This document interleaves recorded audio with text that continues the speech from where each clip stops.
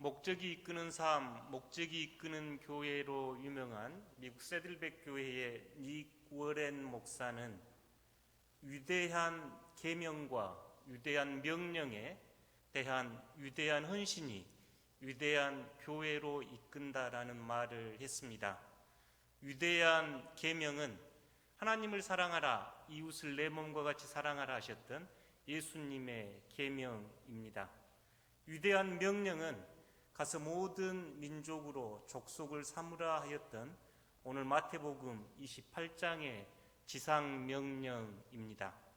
위대한 계명과 위대한 명령에 대한 위대한 헌신이 있을 때 그 교회는 위대한 교회가 된다고 이야기합니다. 물론 위대한 교회는 수가 많거나 건물이 큰 교회가 아닙니다. 말씀에 따라 위대한 교회는 하나님을 사랑하고 이웃을 사랑하며 이웃에게 복음을 전하는 교회입니다. 예수 그리스도의 제자가 나날이 늘어나는 교회가 위대한 교회입니다. 교회 40번째 생일을 맞아 저희 덕신교회가 좋은 교회, 훌륭한 교회를 넘어 위대한 교회를 꿈꾸는 복된 시간 되기를 소망합니다. 오늘 마태복음 28장 16절에서 20절은 우리가 처해 있는 우리의 모습과 주님의 명령, 그리고 그 명령을 실천할 수 있는 근본적인 힘의 바탕이 잘 나와 있는 복음입니다. 먼저 16절에서 18절, 17절 함께 읽어보겠습니다. 11 제자가 갈릴리에 가서 예수께서 지시하신 산에 이르러 예수를 배웠고 경배하나 아직도 의심하는 사람들이 있더라. 아멘. 지금 이 마태복음 28장은 예수님께서 십자가에서 죽으시고 부활하신 후에 여인들에게 모습을 드러내 보이시고 제자들에게 갈릴리에 가서 약속했던 그 산에 가서 만나자고 전해 주어라 하면서 제자들이 지금 그 말씀을 받고 그 갈릴리 그 산에 올라와 있는 모습입니다. 여러분 이 16절 17절 읽으면서 어떤 생각이 든가요? 11명으로 시작을 합니다. 이스라엘은 12지파였고 예수님은 12제자를 파송했지요. 근데 11명이 있습니다. 뭔가 부족하지요. 결여되어 있습니다. 이스라엘에서는 12이 완전수였기에 모든 민족을 칭하는 말이 12인데 11 부족하고 깨지고 뭔가 지금 문제가 생겨있는 제자들입니다. 우리는 물론 가룟 유다가 예수님을 배반하고 예수님을 팔고 27장에 보면 스스로 생을 마감해서 12이 아닌 11명만 이 자리에 올라와 있는 걸 알고 있습니다. 그러나 사실 그 유다나 나머지 11명이나 비슷합니다. 큰 소리 쳤던 베드로도 주님을 배신했고 제자들은 십자가 밑에서 뿔뿔이 흩어져 버렸지요. 스스로 괴로워했던 유다는 목숨을 끊었고 제자들은 어느 곳인가 숨어 있었지요. 비슷한 형편입니다. 그 뒤에 나오는 말씀도 그렇습니다. 갈릴리 그 산입니다. 갈릴리는 예수님과 제자들이 처음 만났던 복음의 하나님 나라가 시작됐던 곳이었고 이 마태복음에서 갈릴리는 이방 땅, 외딴 곳입니다. 예루살렘도 아니고 성전도 아니고 저 북쪽 외딴 곳 갈릴리에서 만나자 하십니다.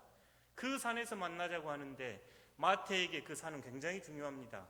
마태복음 5장에서 7장은 산상수훈으로 예수님의 가장 중요한 복음이 드러나 있고 14장에 가면 4,000명을 먹이고 치유하는 이야기가 나오고 17장에 가면 예수님이 변화하는 모습이 이 산 위에서 일어납니다. 예수님은 뭔가 지금 부족하고 덜 차 있고 문제가 생긴 그 11 제자를 갈릴리 그 산 위에서 만나자고 합니다. 근데 17절 보면 그 부활하신 예수님 앞에 제자들이 엎드려 경배를 하고 그 뒤에 나와 있는 의미심장한 말이 더러는 의심합니다. 그들이 3년 동안 따랐던 스승께서 스스로 고난을 받고 죽으신 후에 부활할 것을 여러 차례 이야기하였지만 그럼에도 그들 안에는 여전히 의심이 남아 있지요. 여러분은 어떤가요? 이 말씀을 가만히 묵상하면서 마치 우리의 모습 같습니다. 40년 전 교회가 시작되면서 우리는 하나님 나라와 복음에 뛰는 가슴으로 이 여정을 시작했지요.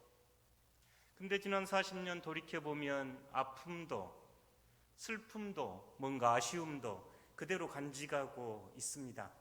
예수 그리스도를 영접하면서 경배와 찬양을 올려드리는 한편, 다른 한편 우리 가슴에는 여전히 주님에 대한 의심과 회의가 있지요. 어쩌면 지금 이 산 위에 있는 이 제자들의 모습은 꼭 우리 모습 같습니다. 그러기에 이 복음은 오늘 우리를 초대하는 복음이기도 합니다. 뭔가 불안하고 뭔가 아쉽고 뭔가 깨져 있고 여전히 경배하면서도 의심하는 이들에게 주신 예수님의 복음이기 때문에 그렇습니다. 예수님께서는 그들을 향해서 이제 19절, 20절 말씀으로 우리가 잘 아는 지상명령을 말씀하십니다. 20절 앞부분까지만 함께 읽어보겠습니다. 그러므로 너희는 가서 모든 민족을 제자로 삼아 아버지와 아들과 성령의 이름으로 세례를 베풀고 내가 너희에게 분부한 모든 것을 가르쳐 지키게 하라. 아멘. 그곳에 모인 그들에게 예수님께서는 왜 배신했는지, 왜 의심하는지, 왜 도망했는지 묻지 않습니다. 성경에 나오는 가장 큰 명령, 가장 중요한 명령, 그래서 저희가 지상명령이라고 하는 가서 모든 족속으로 제자를 삼아 아버지와 아들과 성령의 이름으로 세례를 주고 내가 너희들에게 가르친 모든 것을 가르쳐 지키게 하라. 지금 이렇게 말씀합니다. 여러분 거듭되는 이 모든이란 단어도 저희에게 시선을 끌게 하지요. 열둘이 아닌 열하나 실패와 낙담에 빠진 그들을 향해서 모든 권세를 가지신 주님께서 모든 족속에게 모든 것을 가르치라 하는 모습은 꽤나 상이한 장면으로 떠오릅니다. 이 19절, 20절에 중요한 단어가 4개 등장하는데요. 동사입니다. 어떤 동작을 일컫는 말이지요. 저희 한글은 이 동사가 비교적 간단한데 과거 아니면 현재 아니면 미래인데 서방 언어들 영어나 라틴어나 히라버는 이 동사 때문에 배우기가 어렵습니다. 지금 영어도 학생들은 능동태는 12개, 수동태는 9개 하면서 한 동사로 표현할 수 있는 방식이 이렇게 많거든요. 근데 지금 저희 19절, 20절 보면 중요한 동사가 4개가 등장을 하는데 하나가 명령문입니다. 제자를 삼으라. 우리로는 2말처럼 되어 있는 제자를 삼다. 이게 명령문으로 쓰여 있고 가라, 그다음에 세례를 주라, 그다음에 지키게 하라. 이것은 영어에서 쓰는 표현으로 분사형 형태로 지금 쓰여 있습니다. 가장 중요한 말은 제자로 삼아라. 이 제자 삼기 위해서 가야 하고 제자 삼는 핵심에는 세례를 베푸는 것과 주님께서 가르친 모든 것을 지키게 하는 것, 이게 지금 제자의 핵심입니다. 제자는 세례를 받고 주님의 모든 가르침에 따르는 사람이 제자, 지금 이렇게 나와 있지요. 예수님께서는 이들에게 지금 가서 모든 민족을 제자로 삼고 아버지와 아들과 성령의 이름으로 세례를 주고 모든 것을 가르쳐 지키게 하라, 지금 이렇게 말씀하지요. 키워드는 제자를 삼아라입니다. 어떤 사람이 제자인가요? 일찍 배와 그물을 던져두고 예수님을 따랐던 제자들, 그들은 예수님과 함께 하나님 나라의 새로운 꿈을 꾸었고 새로운 비전을 발견했습니다. 마치 십자가 앞에서 무기력하게 돌아가신 주님을 잃고 모든 것을 포기한 것 같았던 그들에게 다시 주님은 제자로 삼아라, 너희가 제자가 되어라라고 요청하고 있지요.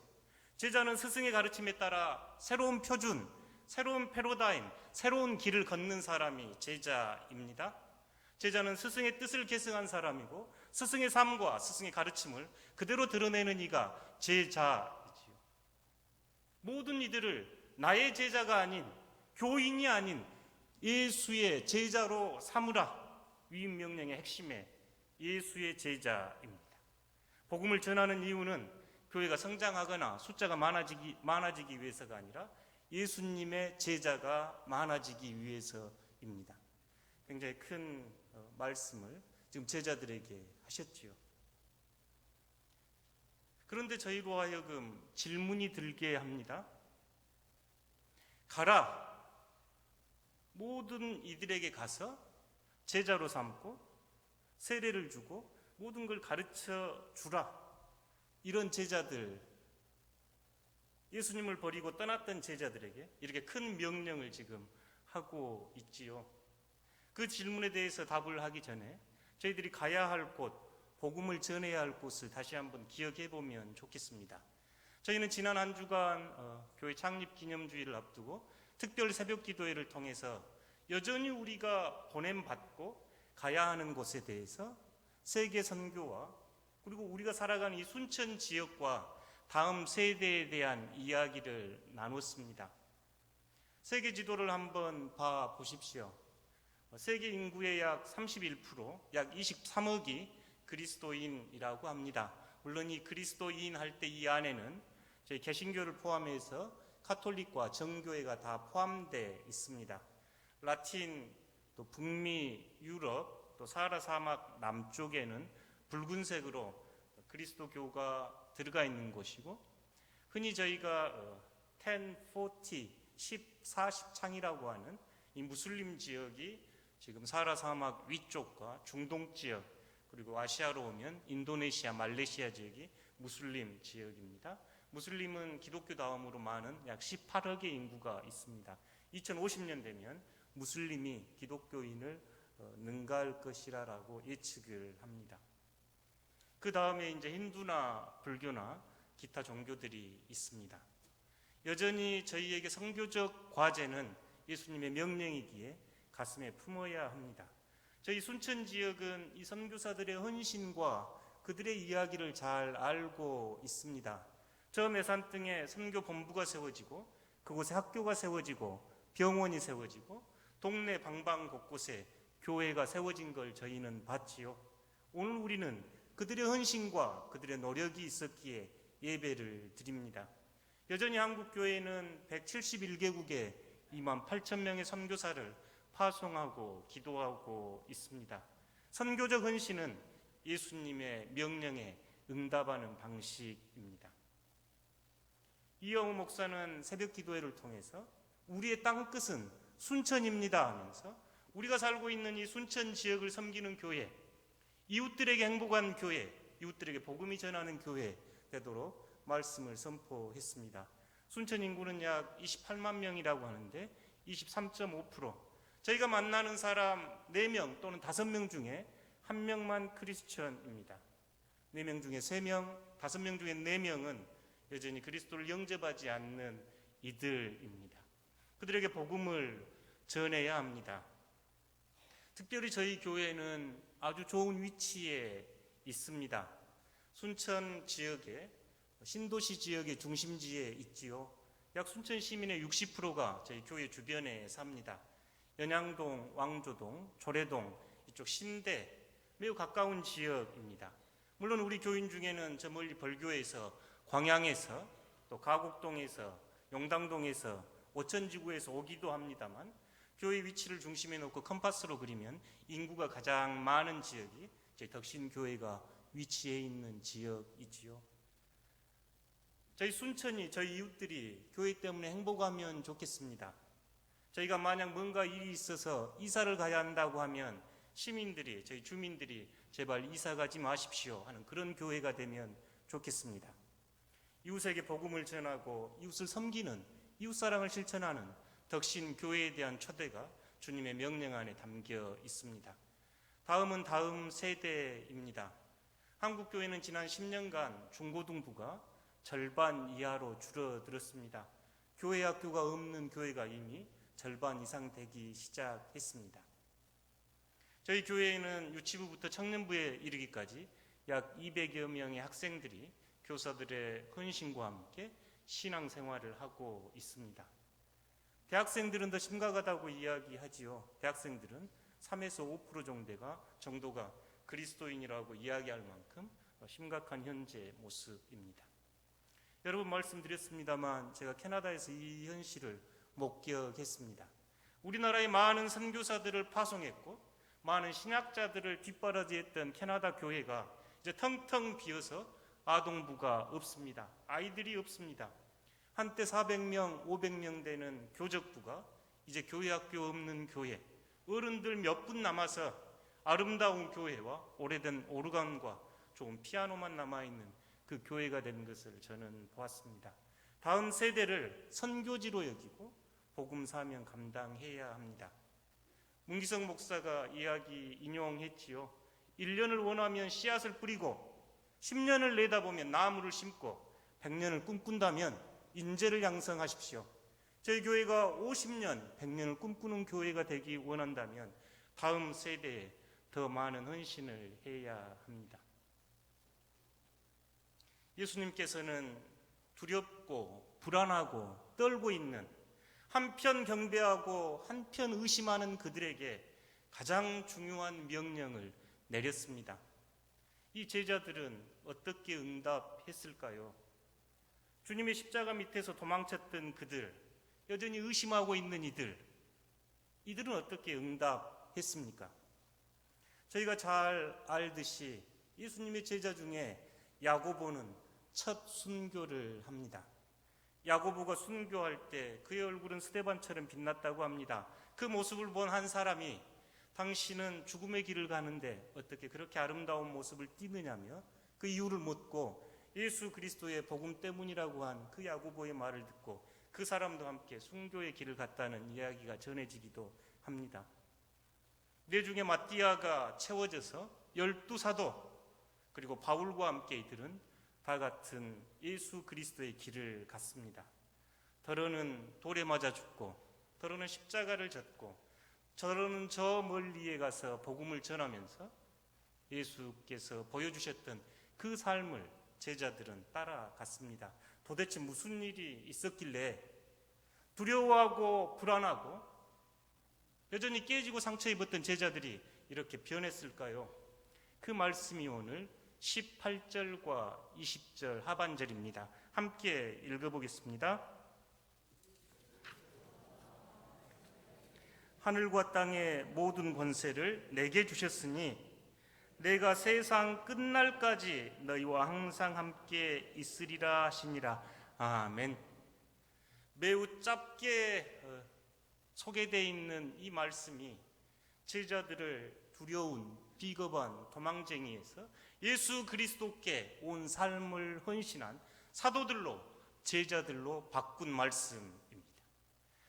십자가를 지신 예수님, 마치 어린 양처럼 순종하였고 반항하지도 않는 무기력해 보이는 예수님, 친구들과 세리들과 죄인들을 즐겨 찾으며 잔치를 즐겼던 나사렛 예수가 십자가 사건 후 부활하신 후의 모습은 하늘과 땅의 모든 권세를 가지신 전능자 예수, 구원자 예수, 능력의 예수로 오늘 이 갈릴리 그 산 위에 임재하셨습니다.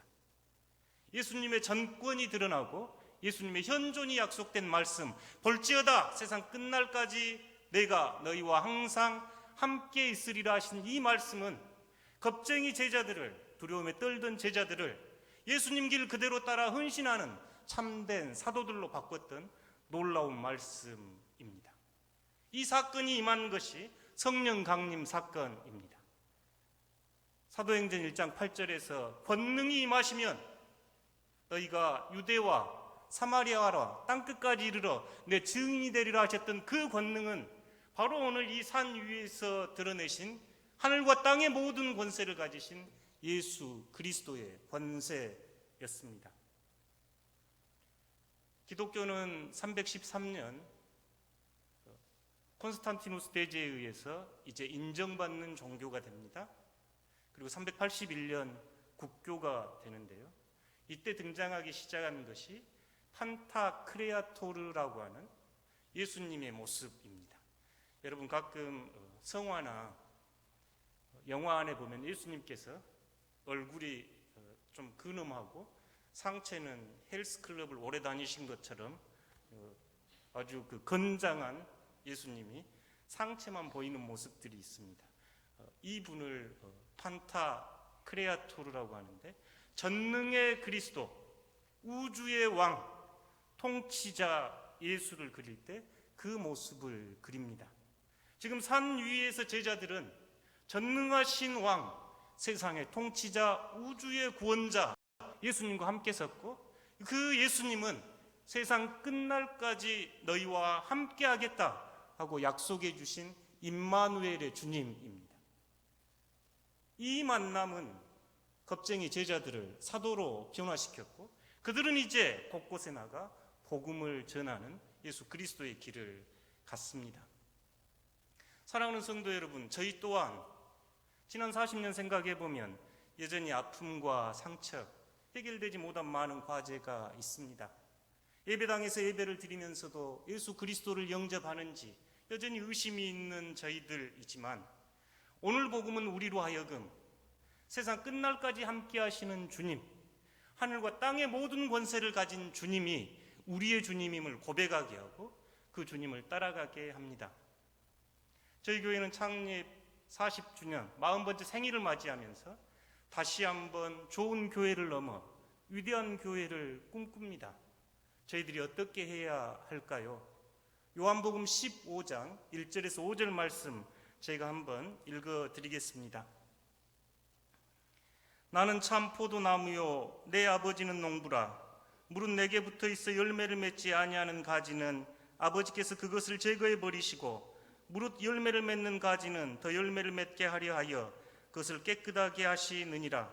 너희는 내가 일러준 말로 이미 깨끗하여졌으니 내 안에 거하라. 나도 너희 안에 거하리라. 가지가 포도나무에 붙어있지 아니하면 스스로 열매를 맺을 수 없음같이 너희도 내 안에 있지 아니하면 그러하리라. 나는 포도나무요 너희는 가지라. 그가 내 안에 내가 그 안에 거하면 사람이 열매를 많이 맺나니 나를 떠나서는 너희가 아무것도 할 수 없음이라. 아멘. 그림 한번 봐보시겠습니다. 14세기, 15세기에 그려진 그림인데요. 이 요한복음 15장에 나오는 나는 포도나무요 너희는 가지다. 너희가 내 안에 내가 너희 안에 거할 때 너희가 많은 열매를 맺는다는 이 말씀을 그린 그림입니다. 한 중앙에 앉아서 손을 이렇게 펴고 계신 분이 판타크레아토르라고 하는 우주적 그리스도, 전능의 왕, 만왕의 왕 그리스도입니다. 그분 앞에는 말씀이 놓여 있고 그분 뒤에는 십자가와 빛나는 영광의 형체가 드러나지요. 제자들 모습 한번 봐보십시오. 12제자들이 가지가 되어 성경을 쓴 분은 성경을 들고 있고 또 각자 오늘 28장에 나오는 위임 명령을 받는 위임장을 들듯이 각자 손에 뭔가를 들고 있는 모습입니다. 여러분 많은 열매 맺기 원하신가요? 우리 교회가 좋은 교회를 넘어 위대한 교회를 꿈꾸는가요? 오늘 예수님께서 들려주시듯이 예수님은 포도나무요 저희는 가지입니다. 저희가 예수님 안에 거할 때, 예수님이 저희 안에 거할 때 저희는 위대한 교회를 꿈꿀 수 있습니다.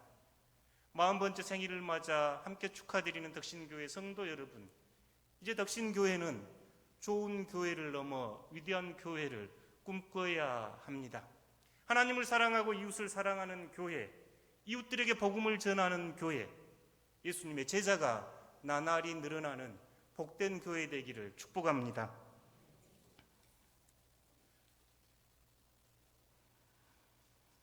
하나님 창립 기념주일과